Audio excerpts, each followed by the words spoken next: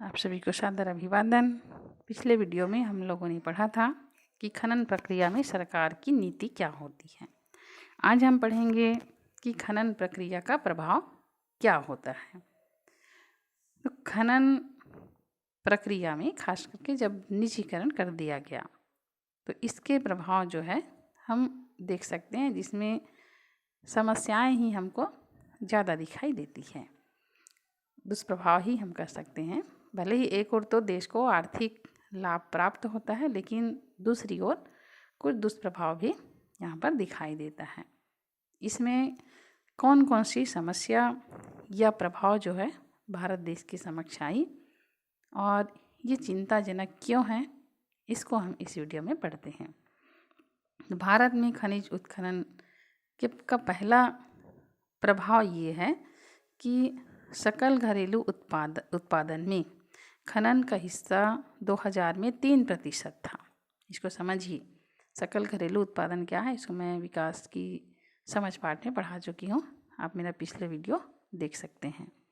तो सकल घरेलू उत्पादन में 2003 में 3% था, तो 2014 में घटकर ये 2.3% रह गया, जबकि वास्तव में सकल घरेलू उत्पादन बढ़ना चाहिए, लेकिन ये घट करके 2.3% हो रहा है, जिससे सरकार की अर्थव्यवस्था पर फर्क पड़ता है।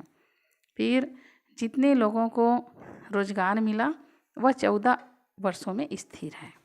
न तो किसी की आय बढ़ी है, न किसी की आय घटी है।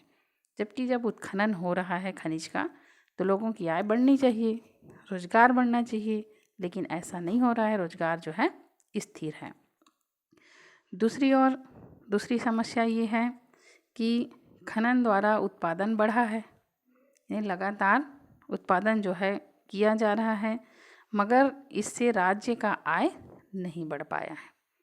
जबकि नियम ये होना चाहिए, जब खनिज का दोहन हो रहा है, खनन हो रहा है, तो राज्य की आय भी बढ़नी चाहिए, लेकिन राज्य का आय नहीं बढ़ा है। इसका कारण क्या है? तो निजी कंपनी को बहुत ही कम शुल्क में खनन करने की अनुमति देना, उत्खनन करने की अनुमति देना, ये है प्रमुख कारण, जिसके कारण राज्य का आय नहीं बढ़ पा रहा है।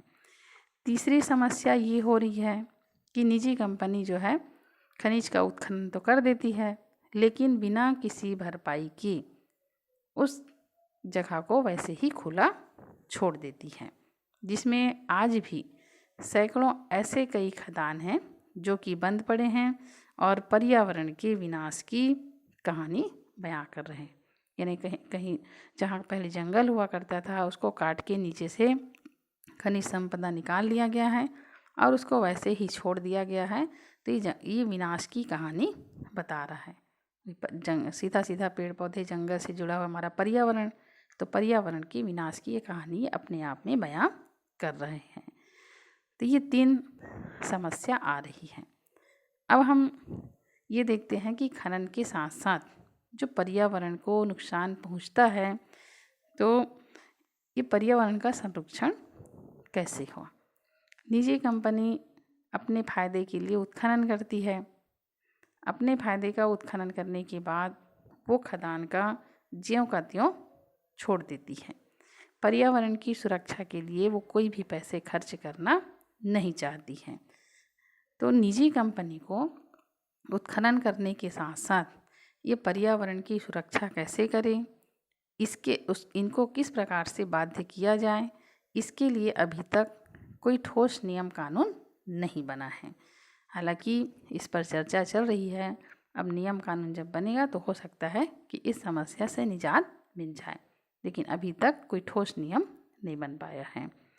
भारत में जैसा कि आप सबको पता है कि अधिकांश जो खनिज है ये जंगल इलाके में ही पाई जाती हैं, और इन जंगल इलाकों में कई नदी नाले बहते हैं, प्राकृतिक सुंदरता से भरपूर हैं।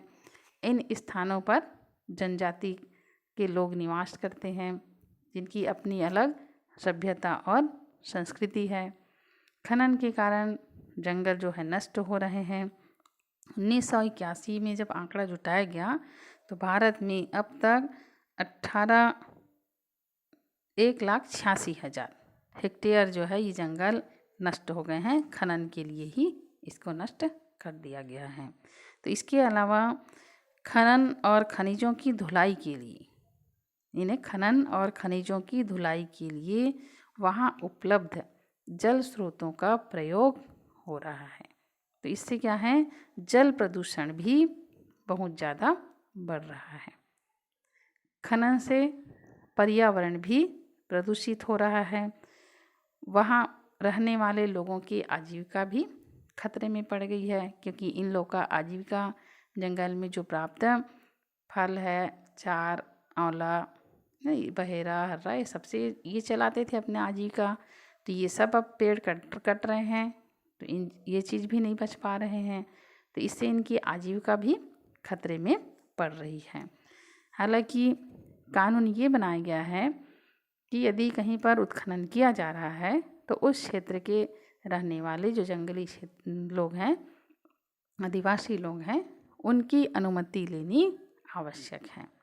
नियम कानून जरूर बनाया गया है, लेकिन सही तरीके से इस पर अमल कभी भी नहीं हो पा रहा है।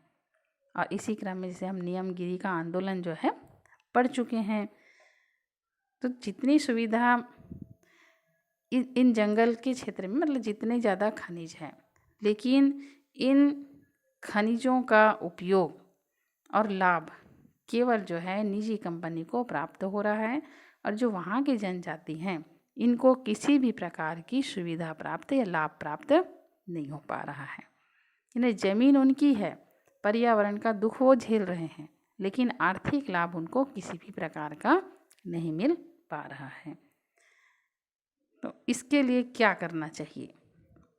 तो सरकार को इसके लिए ठोस नियम कानून बनाना चाहिए, जिसमें खदानों का दोहन करने के बाद जो खदान बंद पड़ गए हैं उसको भरना चाहिए, मिट्टी से भरना चाहिए।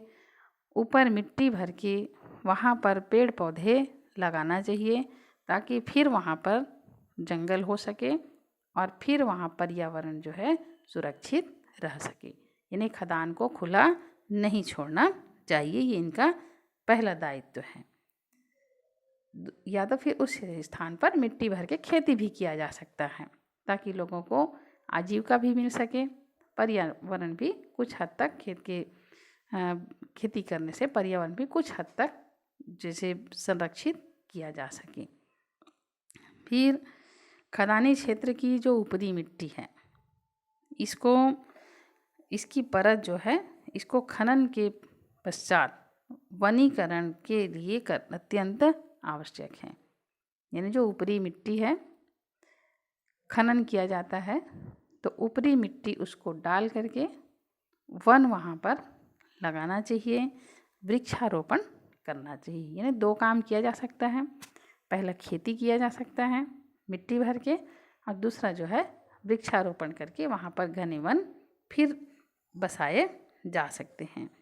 फिर जैव ईंधन को ध्यान में रखते हुए यदि छोटे छोटे जगहों पर उत्खनन किया जा रहा है तो छोटे छोटे वन आच्छादित किए जा सकते हैं।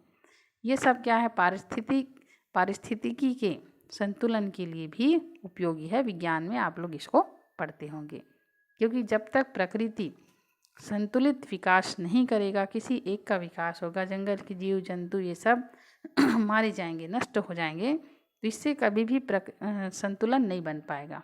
तो सभी का संतुलन बनाए रखने के लिए इन जीव जंतुओं का भी संरक्षण होना जरूरी है। आज आप देख रहे हैं हमारे यहाँ छत्तीसगढ़ में हाथियों का दल जो है झुंड के झुंड गाँव में घुस आ रहे हैं। इसका कारण क्या है? जंगल नष्ट हो रहे हैं, बड़े बड़े उद्योग धंधे लगाए जा रहे हैं, तो इन हाथियों को रहने के लिए क्या है, जगह नहीं मिल पा रहा है, जंगल नहीं बच पा रहे हैं, खाने पीने के लिए इनको खाने पीने की इनको दिक्कत हो रही है। तो ये सब खाने पीने की तलाश में क्या कर रहे हैं, गांव की ओर कूच कर रहे हैं, और गांव के लोगों को फिर जो पकड़ में आता है उसको मार पीट देते हैं, है ना, जान से हाथ गंवाना पड़ता है। महुआ जो है जंगली लोगों का प्रमुख फल है, रोजगार का साधन है, इसको ये लोग चट कर जाते हैं। खेत में जो धान होता है इसकी फसल चट कर जाते हैं। तो इसका प्रयास जो है ये होना चाहिए कि इन लोगों के भी संरक्षण के लिए उपाय करना चाहिए। फिर खदानी क्षेत्र में मिट्टी के कटाव को रोकने के लिए हरी घास भी उगानी चाहिए ताकि सुरक्षा कवच बना रह सके। तो कुल मिलाकर खनिज संपदा के उपयोग से संबंधित खनिज नीति सरकार के द्वारा बनाना चाहिए और स्थानीय लोगों की ज़रूरतों को ध्यान में रखना चाहिए, पर्यावरण की सुरक्षा को ध्यान में रखना चाहिए और इन सब बातों को संतुलन बनाते हुए सरकार को खनिज उत्खनन का कार्य करना चाहिए। आज की इस वीडियो में इतना ही। आगे हम पढ़ेंगे खनन प्रक्रिया क्या है, कुछ महत्वपूर्ण खनिज और उनके प्रयोग किन किन क्षेत्रों में हो रहा है। तब तक के लिए नमस्कार।